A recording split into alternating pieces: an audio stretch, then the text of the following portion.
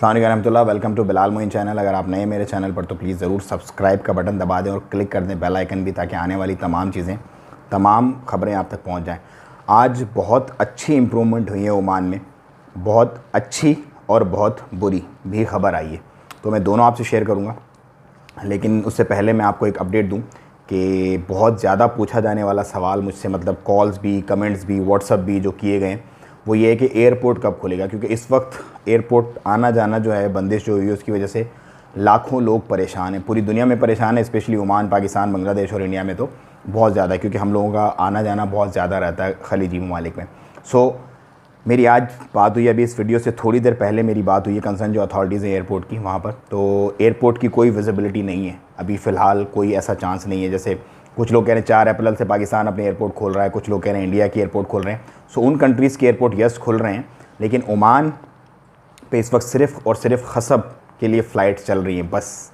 इसके अलावा कोई फ़्लाइट नहीं चल रही, ना डोमेस्टिक ना इंटरनेशनल। लेकिन जैसे ही अपडेट आएगी एयरपोर्ट की तो इंशाल्लाह मैं आपको इमीडिएटली इन्फॉर्म करूँगा। उसके बाद अब हम जिक्र करते हैं गुड न्यूज़ जो एक ओमान की है सबसे पहले उसका।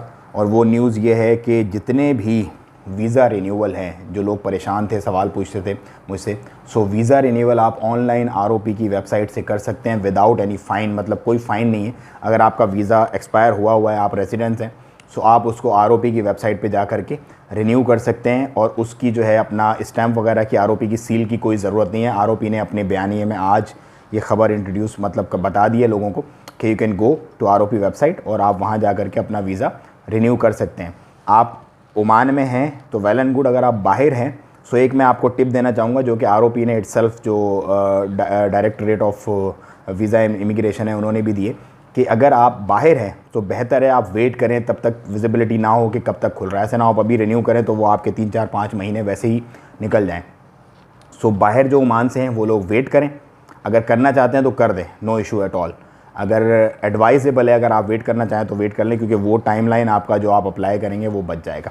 लेकिन अंदर जो ओमान वाले हैं, जो लोग अभी अंदर रह रहे हैं और उनके वीज़ा एक्सपायर हैं, वो इमीडिएटली आरओपी की वेबसाइट पर जाएं और उस पर अपने जा कर के लिंक मैं कोशिश करूँगा डाल दूँ अपनी इस डिस्क्रिप्शन में, वहाँ से आपको लिंक मिल जाएगा। और मेरे इंस्टाग्राम का और फेसबुक का भी लिंक आपको मिल जाएगा, उसे आप फॉलो कर लीजिएगा, ताकि कोई भी आपका डीएम हो इन बिटवीन तो मैं आपको रिप्लाई कर दूँ।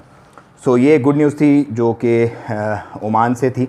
दूसरी एक और गुड न्यूज़ है, और वो ये है कि 61 रिकवरीज़ हो गई हैं अल्हम्दुलिल्लाह कोरोना वायरस की। अब थोड़ी सी बैड न्यूज़ वो ये है कि 25 केसेस आज ओमान में आए।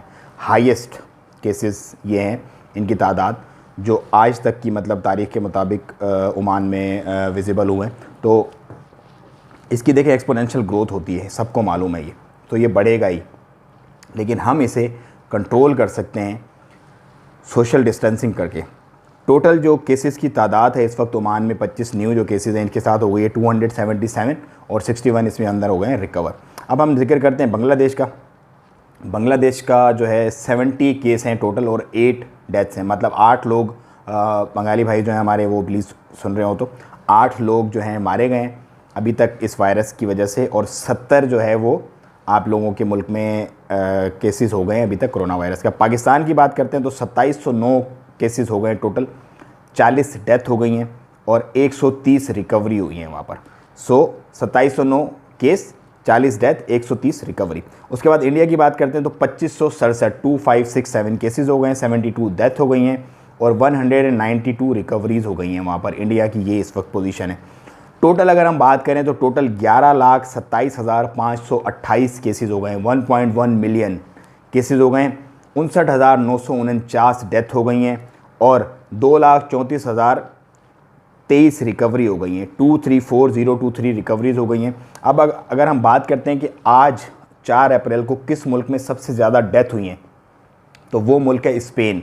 स्पेन में आज की सिर्फ जो अलोन डेथ हैं वो हैं 546। कल ग्राफ पे जो हाई था वो था यूएसए, क्योंकि यूएसए कल जो डेथ रेट थी वो 700, न्यूयॉर्क अलोन मतलब इस तरह की 700 डेथ थी उसकी। अल्लाह ताला सबका हामी व नासिर हो। आपसे मिलूँगा शाम को। जज़ाकुमुल्लाह खैर।